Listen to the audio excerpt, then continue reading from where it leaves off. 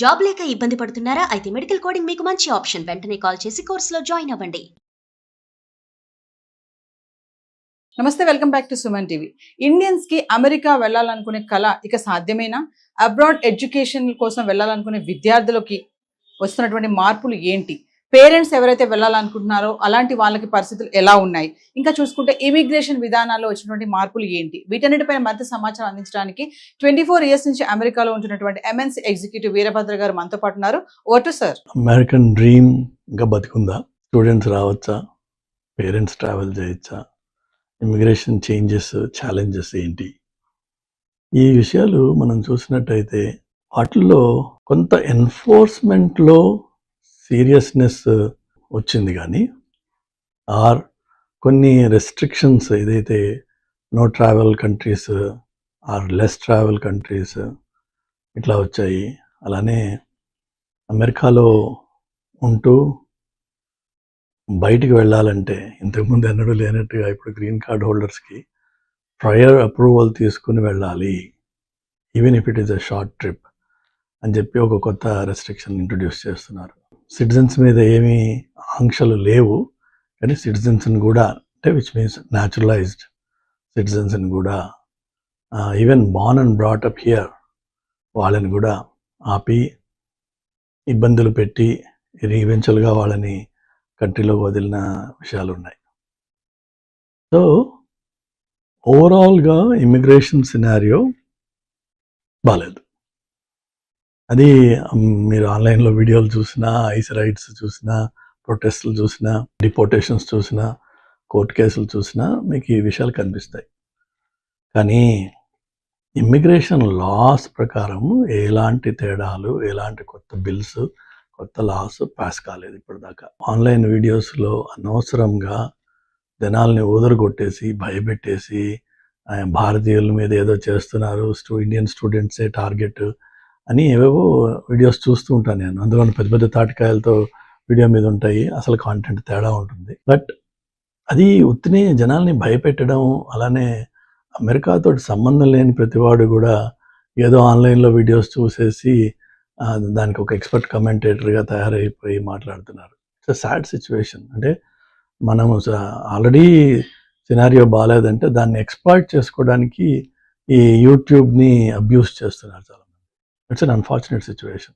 కానీ on the ground reality ఏంటంటే, if you mind your damn business and live your life without any problems with law and order, nobody is bothering you. Nobody will come to bother you. That's the fact.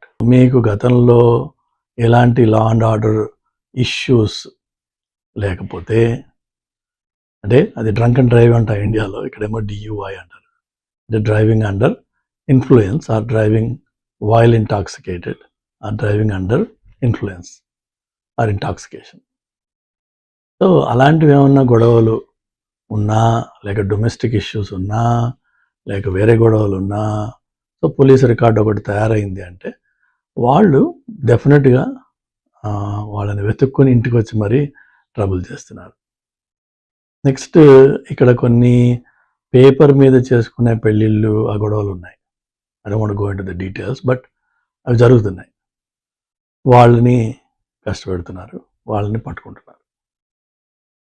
అంతే తప్ప చక్కగా వచ్చి స్టూడెంట్గా మాత్రమే ఉండి చదువుకునే పిల్లలు, లేకపోతే H1లు L1ల మీద వచ్చి జాబ్ చేసుకునే వాళ్ళు, వాళ్ళ ఫ్యామిలీస్, అలానే ఇక్కడ naturalised citizens, green card holders ఎవరు కూడా ఇక్కడ we don't feel anything different. అన్నీ నార్మల్గానే ఉన్నాయి. మనకు కావాల్సింది ఏంటంటే ట్రబుల్ ఉన్న చోట మనం వెళ్ళకూడదు. అట్లానే ఈ వార్స్ ఏవైతే జరుగుతున్నాయో అవి రీజనబులా, అన్రీజనబులా, ఒకళ్ళని సప్రెస్ చేస్తున్నాడా, అప్రెస్ చేస్తున్నాడా? Yes, that is always been there in the history of the world.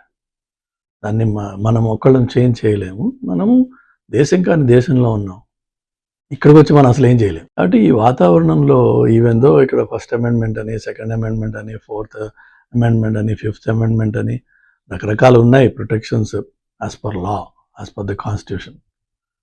ఫార్చునేట్గా వాటిని తొక్కి ముందు వాడు మనం తీసుకెళ్ళిపోయి లోపల పెట్టేశాక then you have to start fighting. అసలు ఆ గొడవే లేకపోతే లైఫ్ నార్మల్గా ఉంటుంది. సో హ్యాపీగా రండి, వెళ్ళండి, ఉండండి, back and fourth. Make sure you carry your documentation. Identifications దగ్గర పెట్టుకోవడం, మీ డాక్యుమెంటేషన్ మీరు క్యారీ చేయడం, పోర్ట్ ఆఫ్ ఎంట్రీ దగ్గర వాళ్ళు అడిగినప్పుడు కాన్ఫిడెంట్గా జవాబు. అట్లానే ఈ సోషల్ మీడియాలో ఎలాంటి నెగిటివ్ కమెంట్స్ చేయకండి ప్రస్తుతం ఉన్న గవర్నమెంట్ మీద. చేస్తే మొన్న రీసెంట్గా ఎవరో ఒక comedic funny image of the vice president వాడి ఫోటోలో, వాడి కెమెరాలో ఉందట. అంతే, తీసుకున్నారు, వాడిని పంపించేశారు వెనక్కి. సో ఈవెన్ ఒక stupid thing that means nothing, it's absolutely silly. ఇవాళ రేపు ఏఐ రకరకాల బొమ్మలు తయారు చేస్తారు. So make sure your phones are clean when you're going in and out of the country. Make sure మీ ఈమెయిల్ ఐడీస్, మీ social media accounts అవి క్లీన్గా పెట్టండి. వాటిల్లో ఎలాంటి controversial content, comments, shares, likes లేకుండా చూసుకోండి. ఒకవేళ ఉన్నట్టయితే దాన్ని అకౌంట్ తీసి పారేయండి. ఎందుకంటే మీ ట్రావెల్లో అది హిండ్రెన్స్ చేయొచ్చు, ఒక్కోసారి రిజెక్షన్ అవ్వచ్చు. అంతే తప్ప అమెరికాకి రాకూడదు, అమెరికాలో ఉండకూడదు, అమెరికా నుంచి వెళ్ళిపోండి అని ఆ సిచ్యువేషన్ రాలేదు, అది రాదు కూడా. బికాస్ ఇండియన్స్ మనము అమెరికన్ ఫ్యాబ్రిక్లో చాలా క్రిటికల్ రోల్ ప్లే చేస్తాం మనం. We're embedded in this. మనకల్లా ప్రాబ్లం ఏంటంటే మనం అందరము చాలా మటుకు ప్రైమరీ ఇదేంటంటే lower middle class or middle class families నుంచి వస్తాం. కొద్దిగా అమెరికాలోకి రాగానే, ఇక్కడ కొద్దిగా ఎస్టాబ్లిష్ అవ్వగానే మనం కొద్దిగా ఈగోస్ పెరుగుతూ ఉంటాయి. And then we want to show off. ఆ షో ఆఫ్ వల్ల కష్టాలు మొదలవుతాయి. ఈ మన ఇండియన్ టెంపుల్స్ అని, ఇండియన్ ఫెస్టివల్స్ అని వేళల్లో వెళ్ళడం, అక్కడ వెళ్ళి దాండియాలు ఆడడం, లైక్ దసరా టైంలో, లేకపోతే న్యూ ఇయర్ టైంలో, లేకపోతే దీపావళి టైంలో మనం చేసే కమ్యూనిటీ బేస్డ్ యాక్టివిటీస్ ఏవైతే ఉన్నాయో అందులోనూ మనం కొంచెం పాంప్ చూపించుకుంటాం. అది అన్నెసరీగా అట్రాక్ట్ చేస్తుంది అటెన్షన్ని. దానివల్ల ఇబ్బంది కలిగే అవకాశం ఉంది. ఆ కొంచెం యాక్టివిటీ తగ్గించుకున్నట్టయితే ఎలాంటి ఇబ్బందులు ఉండవు. Live life normally, live life happily, and live life law abiding. Don't try to break any law. You don't want to be detained, and that detention is really horrible. So stay calm, stay quiet, and stay straight. Okay? Good luck.